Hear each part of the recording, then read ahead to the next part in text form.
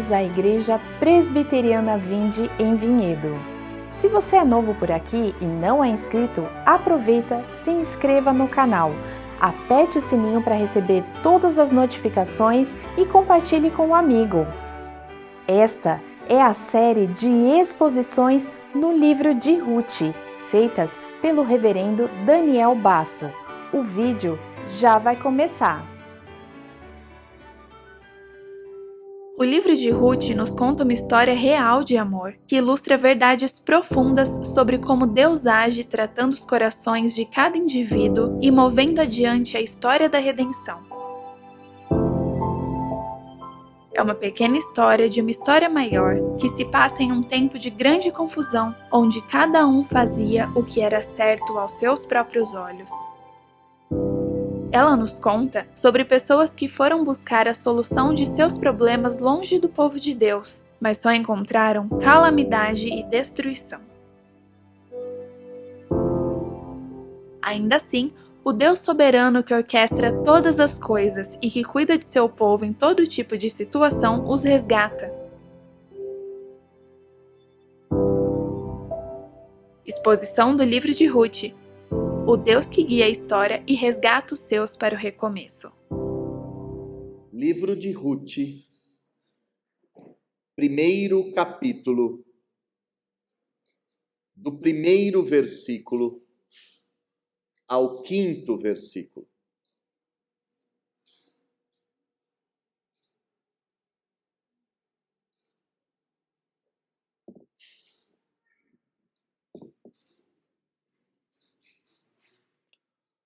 Os irmãos acharam?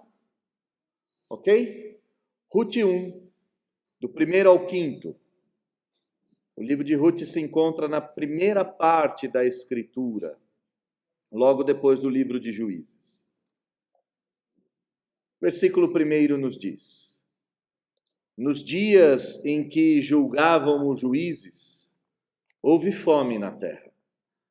E um homem de Belém de Judá saiu a habitar na terra de Moabe com sua mulher e seus 2 filhos. Esse homem se chamava Elimeleque e sua mulher Noemi. Os filhos se chamavam Malom e Quilion, efrateus de Belém de Judá. Vieram à terra de Moabe e ficaram ali. Morreu Elimeleque, marido de Noemi, e ficou ela com seus 2 filhos, os quais casaram com mulheres moabitas. Era o nome de uma órfã e o nome da outra Ruth. E ficaram ali quase 10 anos. Morreram também ambos, Malom e Quilion, ficando assim a mulher desamparada de seus 2 filhos e de seu marido. Feche seus olhos, baixa sua fronte, vamos orar mais uma vez. Deus, estamos diante da sua santa palavra. E diante da sua santa palavra, não há como nos escondermos, não há como nos omitirmos, e da mesma forma, não há como nos assenhorarmos, isto é, ninguém, nenhum homem, mulher, nenhuma pessoa nascida neste mundo é capaz de tomar a palavra em suas mãos e expô-la com aptidão natural. Só é possível que o homem exponha a sua palavra com fidelidade se ele antes disso se colocar como servo e o Senhor se assenhorar desse homem. Então eu lhe peço que o seu Espírito me tome em tuas mãos e me faça um servo útil, apesar das minhas falhas, apesar dos meus pecados. E me faça um servo útil para que a sua palavra venha a ser exposta com fidelidade, com clareza, e desta forma, todos nós possamos ser transformados à imagem do seu Filho Jesus. Faça isso em nós, Senhor. Senhor, faça isso por nós. Faça isso conosco. É o que nós te pedimos nessa manhã. Nossa oração é feita em nome de Jesus e é nele que nos escondemos. Amém. Existe uma frase famosa do autor de Alice no País das Maravilhas. E essa frase se tornou famosa porque quando Alice chega no País das Maravilhas e ela se depara com o gato e começa um diálogo sobre qual caminho seguir, o gato diz a Alice: se você não sabe para onde ir, qualquer caminho serve. Esse texto que nós acabamos de ler, ele mostra exatamente este problema de imaginarmos que qualquer caminho serve. Lá no conto fantástico, Alice não sabia nem quem era, nem qual era a sua missão, e por isso não tinha a menor ideia de qual caminho trilhar. Nesse texto em específico, o cenário é completamente distinto. A família que sai de Israel era uma família judaica. Sabiam quem eles eram, sabiam para onde deveriam ir.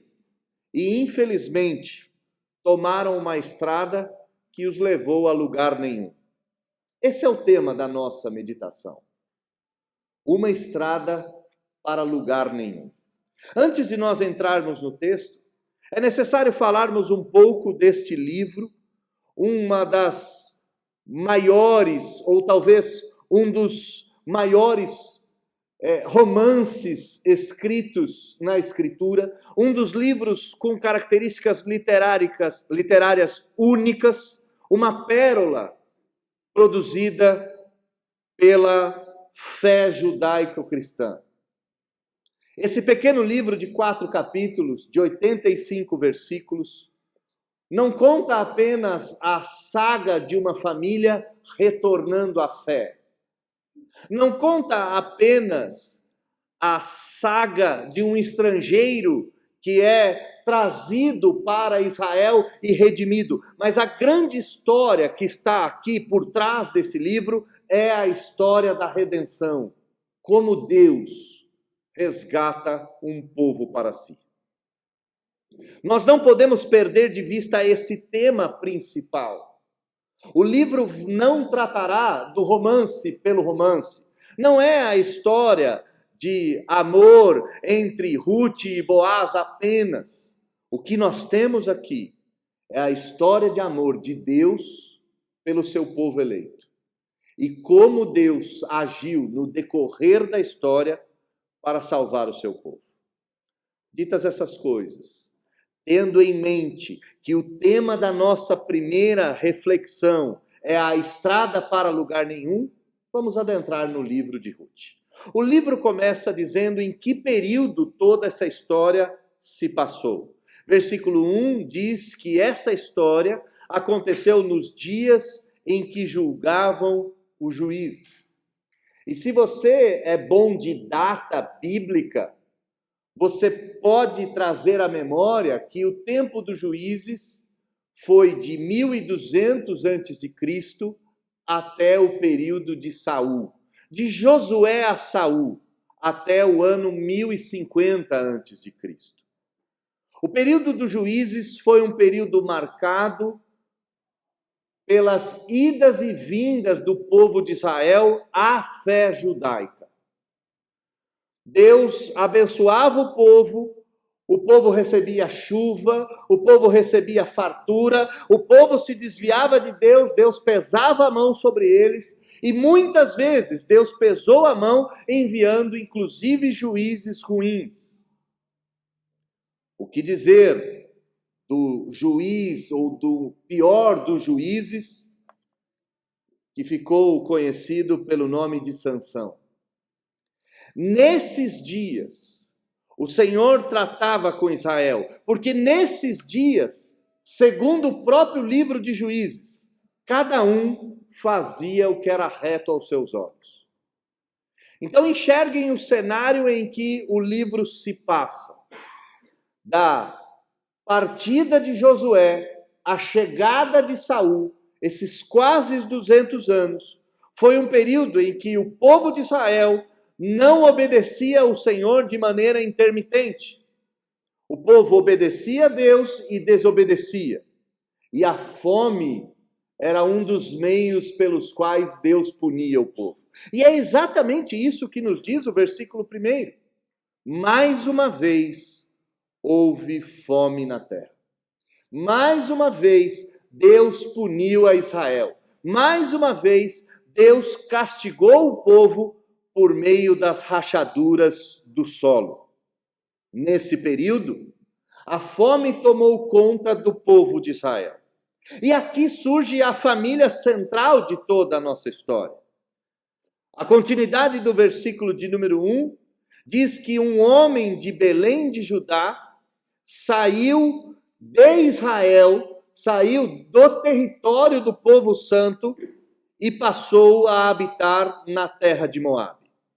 Um homem de Belém de Judá, um homem do centro de Judá, um homem talvez da cidade mais importante de toda a Escritura, abandona esta cidade para buscar refúgio na terra de Moabe.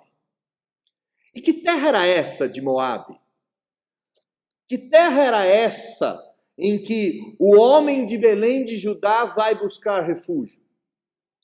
Moabe é o descendente daquele famigerado acontecimento quando Ló, imaginando ser ele e suas filhas os únicos sobreviventes da raça humana, vão coabitar e um dos filhos será Moabe.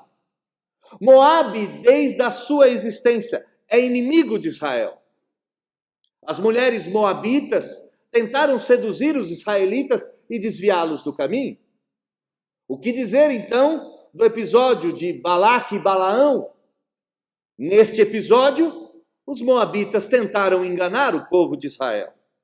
Moabe não era lugar de refúgio. Moabe era terra de inimigos. Contudo, houve fome na terra. Contudo, em Israel não havia comida. E este homem sai de Belém de Judá e vai morar em Moabe e leva toda a sua família. Esse homem, segundo o versículo de número 2, se chamava Elimeleque. E é interessante nós notarmos o nome Elimeleque. O nome Elimeleque é único na Escritura. Aliás, os nomes que aparecem nesse livro são todos únicos. Noemi só vai aparecer aqui, Quilion e Malom só vão aparecer aqui. Elimeleque também é um nome exclusivo, é um nome raro nas Escrituras. E o seu nome aponta quem ele deveria ser e o condena exatamente por aquilo que ele fez, pois Elimeleque significa Deus é meu rei. Olha que interessante o que o texto está oferecendo para nós. Um homem cujo nome é Deus é o meu rei, abandona a terra do rei e vai para a terra do inimigo. E vai para o lugar da vergonha. E não menos importante, a continuidade do versículo de número 2 diz que essa era uma família de efrateus. E aqui uma família de efrateus, há muita discussão na Escritura sobre o que isso significa. Mas eu creio que a ideia aqui era que a família de Elimeleque era uma família da aristocracia, uma das famílias mais antigas de Belém de Judá, uma das famílias fundadoras dessa cidade, e esta família, cuja ancestralidade era uma ancestralidade fincada na terra, fincada na fé, abandona a terra, abandona a fé para buscar refúgio fora de Israel. Mas há um detalhe ainda no restinho desse texto. Final do versículo de número 2, diz que eles vieram à terra de Moabe e ficaram ali. Um homem saiu de Belém de Judá, veio para Moabe e ali ficou. Esse detalhe é importantíssimo para nós, pois eu e você muitas vezes na nossa caminhada, escolhemos caminhos que podem nos levar a lugar algum. Escolhemos caminhos que nos parecem caminhos de paz, que nos parecem caminhos de conforto e segurança. Foi isso que Elimeleque fez. Enquanto a sua família padecia pela fome, a solução deste homem, cujo nome é Deus é meu rei, foi juntar a sua família e partir numa peregrinação fora do arraial de Israel, fora da vontade de Deus, fora do centro da existência da religião judaica, para buscar alento em outro lugar. Esse não é um detalhe único e exclusivo desse Elimeleque. Esse não é um feito único e exclusivo dele. Muitos personagens bíblicos agiram da mesma forma. E eu e você corremos o mesmo risco. O que dizer de Abraão e sua esposa buscando refúgio no Egito, ao invés de aguardar as promessas do Senhor Deus? O que dizer de muitos crentes que abandonam a igreja nos momentos de dificuldade a fim de buscar alento e refúgio lá fora? O que dizer dos crentes que, quando confrontados com a escassez, tomam a decisão de partir em busca de outros caminhos, na esperança de que nesses caminhos encontre solução? O grande perigo não é só essa busca, é que costumeiramente quem olha para fora da religião e da fé para buscar soluções costuma ali ficar e não mais voltar. É isso que o texto termina nos dizendo. Esse homem saiu, veio à terra de Moabe e ali ficou. O texto continua nos dizendo que nem sempre qualquer caminho serve. Há alguns caminhos que vão nos levar à destruição, e foi exatamente isso que ocorreu com esta família. Olha comigo o versículo de número 3. Em meio a essa busca por alimento, em meio a essa busca por solução, versículo 3 diz que o homem cujo nome Deus é meu rei, morreu.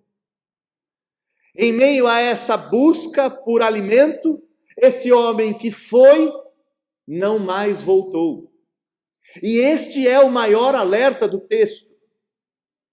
Nem todos que saírem conseguirão regressar.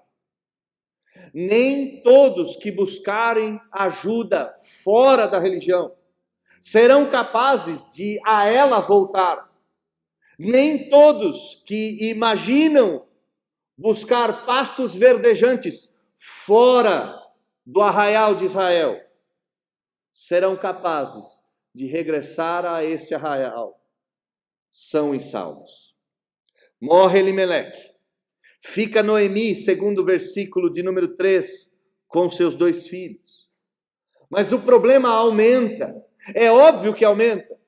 Quando o povo abandona a terra de Judá, quando o povo abandona a terra de Belém, cujo nome é casa do pão, cujo nome é casa da fartura, cujo nome é lugar onde as coisas sobram. Quando o povo abandona a casa de Israel e vai buscar alento fora de Israel, as coisas só se complicam. Diz o versículo 4, que os 2 filhos de Elimeleque e Noemi se casaram com mulheres moabitas. E qual é o problema aqui? O problema é que havia uma sentença bíblica clara, desde o tempo de Deuteronômio, contrária aos casamentos mistos. Irmãos, por que a Bíblia vai abominar o casamento misto? Por que a Bíblia não incentiva o casamento misto? Quais são os motivos pelos quais a Escritura não tem o casamento misto como uma possibilidade plausível? Ora, em primeiro lugar, porque do casamento dos santos é que viria o Redentor. O Redentor deveria ser aquele cuja descendência era pura e perfeita. todo tipo de miscigenação atrapalharia o plano de Deus de redenção. Deus diz: vocês devem se casar entre si, porque a santa semente virá de ti.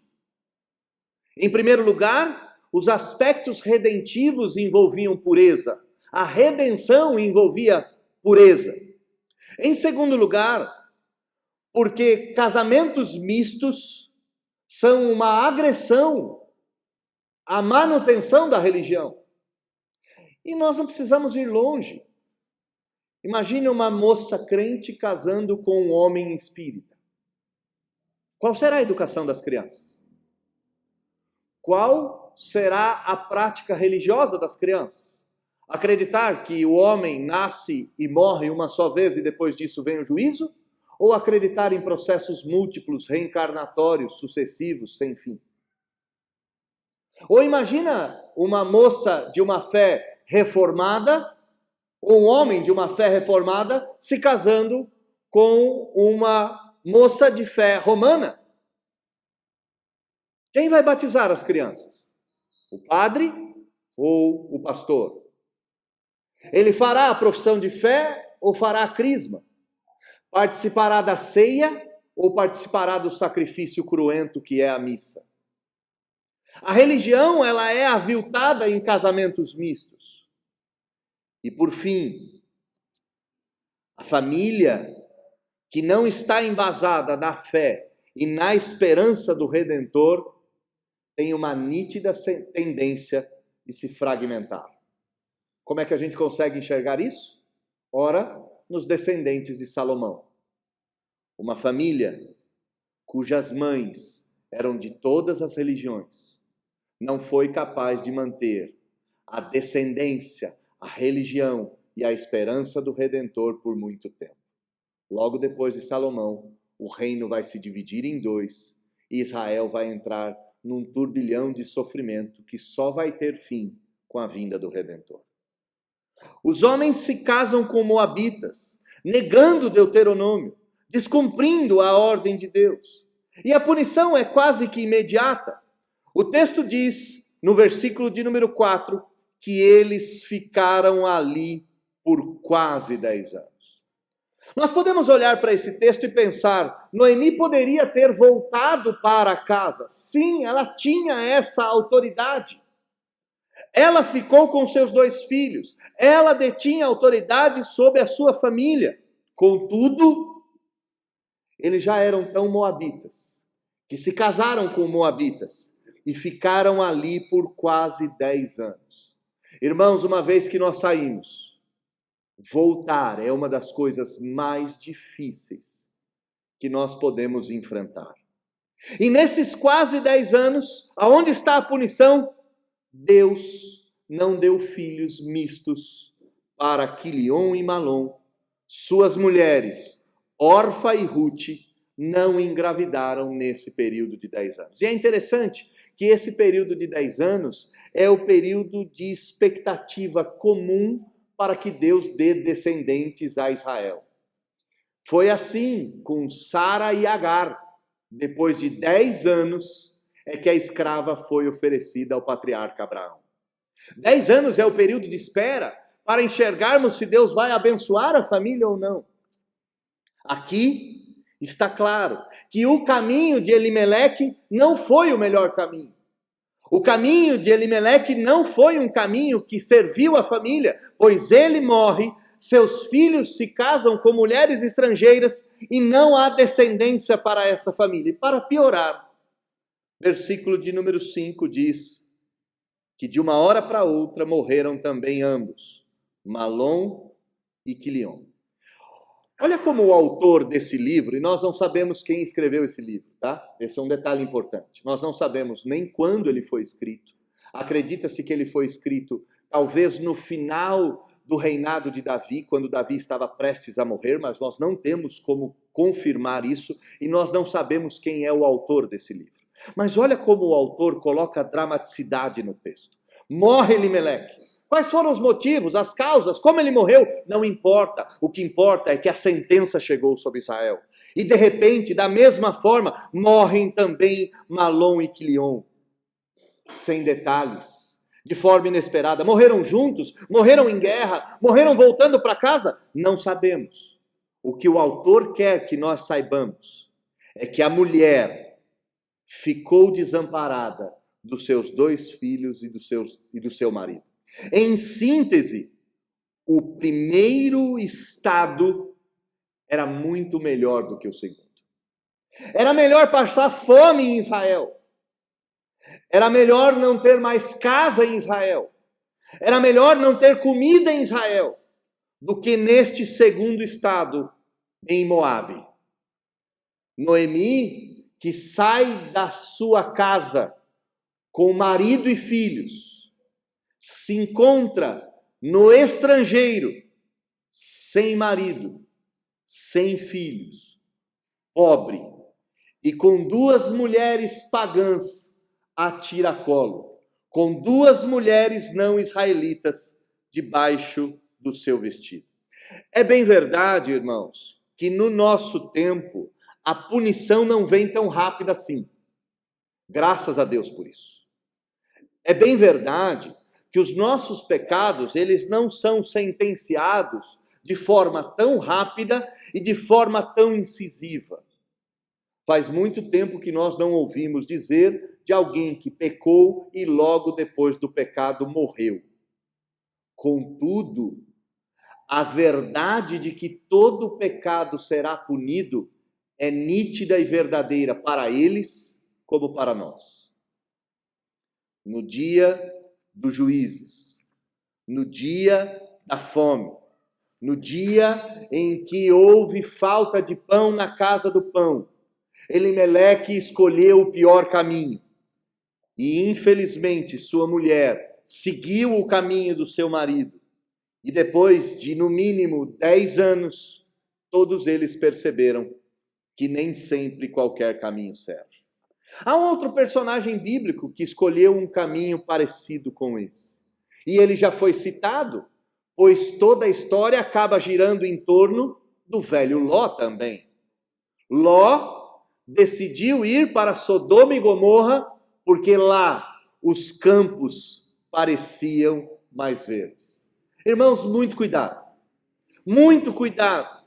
com os caminhos que escolhemos, muito cuidado com caminhos escolhidos apenas pelos nossos olhos, muito cuidado com decisões que nós tomamos, sim, por motivos justos, como a fome, pois algumas dessas decisões podem transformar o segundo estágio num estágio muito pior do que o primeiro.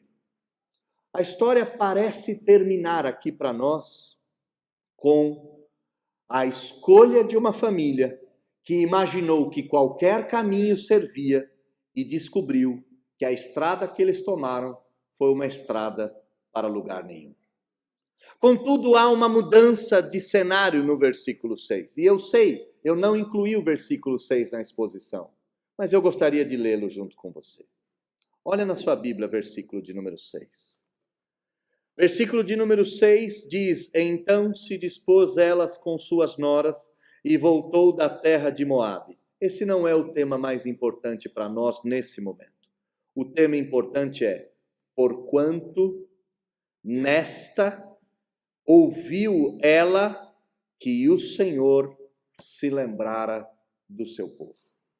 Por que nós não podemos sair da casa do pão quando nos falta pão? Porque o Senhor jamais se esqueceu do seu povo. O Senhor jamais abandonou o seu povo. E momentos de escassez, eles acontecem na vida de todos os crentes.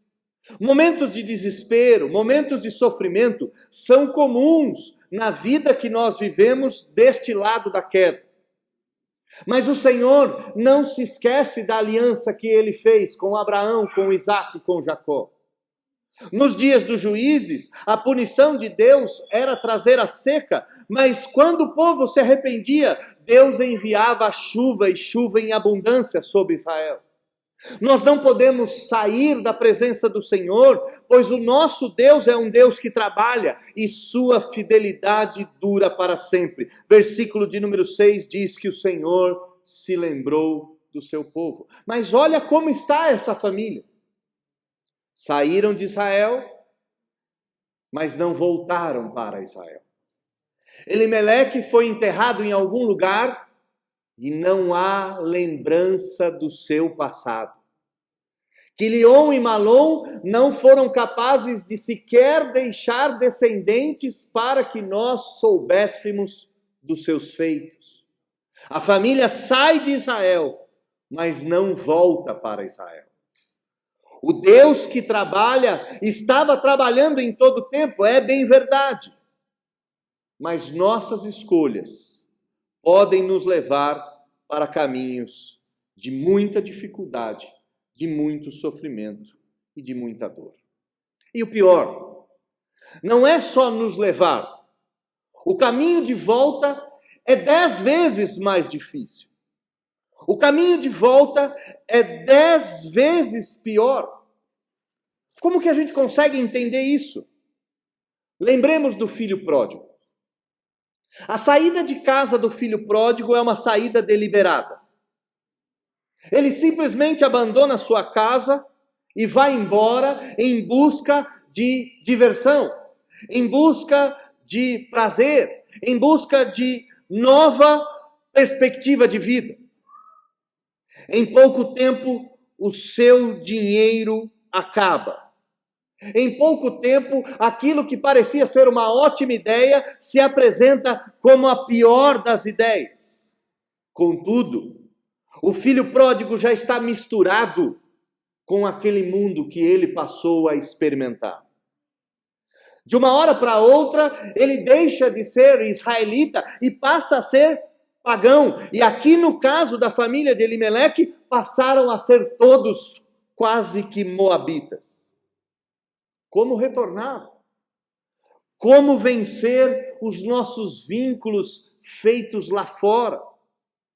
Como vencer o nosso orgulho, a nossa vergonha? Como suportar a alma despedaçada pelo pecado? Como juntar os cacos da degradação de uma vida fora do seio de Israel, do seio de Abraão?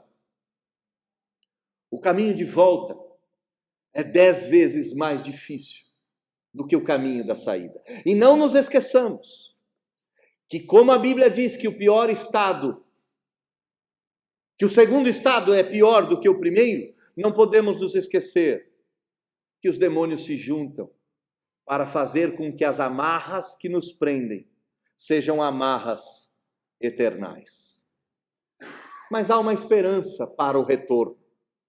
O caminho de volta é um caminho difícil, é verdade. O caminho de volta é um caminho duro, é um caminho talvez 10 vezes pior do que a saída. Mas há uma esperança. E essa é a grande esperança do livro de Ruth. A esperança é que o Deus fiel é fiel em todo o tempo. E Deus não vai medir esforços, ou não vai deixar de trabalhar para trazer o seu povo de volta. Na história, as duas moabitas, que eram exatamente causa da punição de Deus, vão se transformar no caminho da redenção. O Senhor Deus é tão fiel ao seu povo e tão fiel à sua aliança, que Ele transformará Ruth numa mola propulsora para que toda essa história venha a ser redimida. Para nós enxergarmos bem essa história, nós temos que lembrar do pai do filho pródigo, que não ficou deitado numa rede à espera da volta do seu filho, mas todo final de tarde o esperava no portão. O Deus da Escritura é um Deus que age, e é um Deus que age para redimir os nossos erros, as nossas escolhas ruins, as nossas idas e vindas, os nossos elos e vínculos com aquilo que não deveríamos nos aliançar. E como que Deus faz isso? Deus faz isso de maneira mais exemplar ao enviar Jesus Cristo para morrer em nosso lugar. Note a diferença de Jesus com Elimeleque aqui no texto. Elimeleque deixa o lugar da fome em busca das bênçãos em Moabe. Jesus deixa as glórias do céu em busca das misérias aqui da terra. Elimeleque e Noemi deixam a terra voluntariamente para tentar preservar, construir, restaurar o seu próprio reino. Escolhem Moabe porque os campos de Moabe parecem ser mais verdes do que os campos de Judá. Contudo, nos diz a Escritura que o Senhor Jesus abandona o seu trono de glória e vem até esse mundo para construir o reino de Deus no nosso meio. Elimeleque e Noemi saíram de mãos vazias, com o coração cheio de esperança, antevendo que a solução para a sua vida seria encontrada fora da sua natureza, fora da sua nacionalidade. Jesus Cristo vem com suas mãos vazias, com o coração cheio de esperança, tendo absoluta certeza de que ele encontraria o caminho de salvação do seu povo, se misturando de forma umbilical com o seu povo e não se separando a ele. Elimeleque busca fora, o nosso Deus envia Jesus para o nosso meio. Elimeleque vai buscar campos seguros.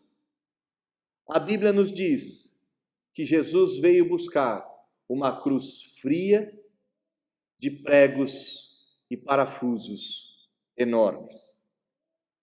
Elimeleque e Noemi vão buscar conforto e segurança fora dos braços do Pai. Jesus Cristo vem buscar conforto e segurança no Pai para aqueles que há muito tempo já estavam fora da casa do Pai. Nem sempre todo caminho serve.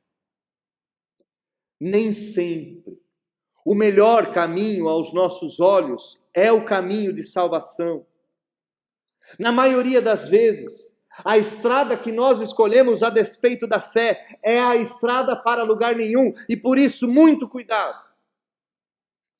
E se nesta manhã você porventura é alguém que caminhou na estrada para lugar nenhum e está perdido, que há muitos anos não consegue voltar, as duas boas notícias já se foram dadas. Nosso Deus é Deus fiel, se lembra do pacto e te chama de volta. E esse Deus que te traz de volta por meio da cruz ensanguentada do seu Filho Jesus Cristo. Se você está na igreja e de repente a situação na igreja se tornou numa situação de escassez, de fome, de terra rachada, e você tem pensado seriamente em sair, e você tem pensado seriamente em buscar comida em outro lugar, cuidado. Pois é bem verdade que a misericórdia de Deus pode te trazer de volta, mas é bem verdade que as tuas escolhas podem ser definitivas e fatais. Foram fatais para Elimeleque, foram fatais para Quilion, foram fatais para Malom. Cuidado. Espera um pouco mais. Aguarda um pouco mais. Espera que Deus restaure a sorte de Israel e faça mais uma vez com que a casa do pão tenha abundância de pão. Aguarde, porque Deus não se esquece do seu pacto e não se esqueceu em momento algum. Deus se lembra da aliança que Ele fez com os nossos antepassados e tal aliança é inquebrável. Não se esqueça que o choro tem dia e hora para acabar. E a alegria sempre vem nas asas do sol da justiça e da estrela da manhã. O texto começa nos mostrando uma escolha ruim. O texto começa nos mostrando que uma família foi destruída. O texto começa nos mostrando que a morte, a fome e a escassez bateram na porta de todas essas pessoas. Mas o texto termina dizendo que Deus se lembrou do seu povo. Deus se lembrou da sua aliança. E mais uma vez trouxe pão à casa do pão. No nosso caso, isso é tão claro, tão nítido, tão evidente, que Jesus Cristo leva o nome de Pão da Vida e logo depois do culto nós celebraremos a ceia, experimentando do pão e do vinho, isto é, do corpo e do sangue do Senhor Jesus. O Senhor Deus jamais se esqueceu do seu pacto. Se você está fora, há esperança para voltar. Vai custar caro, mas é possível, porque Jesus morreu em nosso lugar. Se está pensando em sair, não saia, pois a aliança de Deus permanece. E há esperança, pois o Deus fiel sempre trará pão na casa do pão. Nem sempre no tempo que nós achamos o correto, mas certamente no tempo que se faz necessário. A história começa assim, e daqui para frente nós veremos cenas dos próximos capítulos. E como Deus, que trouxe pão à casa do pão, trouxe vida à família destruída de Noemi, por meio do casamento de Ruth e de Boaz. Feche seus olhos, vamos orar. E a gente termina esse momento, esta manhã. Deus bendito, Pai de amor,